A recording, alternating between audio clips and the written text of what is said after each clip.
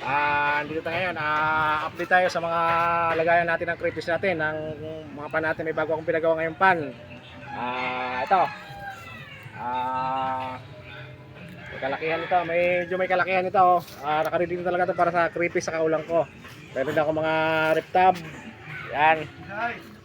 Yan. Ayan, nire-ready ko na yung aking mga rip tab. Ayan. Marami to. Oh. Yung mga rip tab ko, nire-ready ko na para sa creepies ko.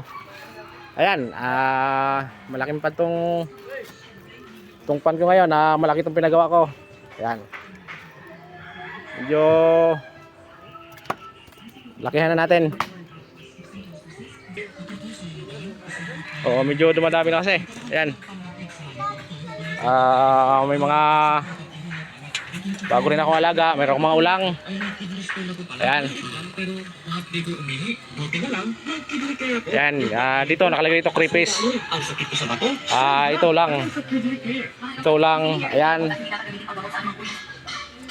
Ayan. May mga isda ako dyan. Ayan. Meron akong giant gurami. Doon, creepies din. Ayan, mga aquarium ko. Ayan, puro gapi. Ano yan? Gapi ang nilalagaan ko dyan. Ito.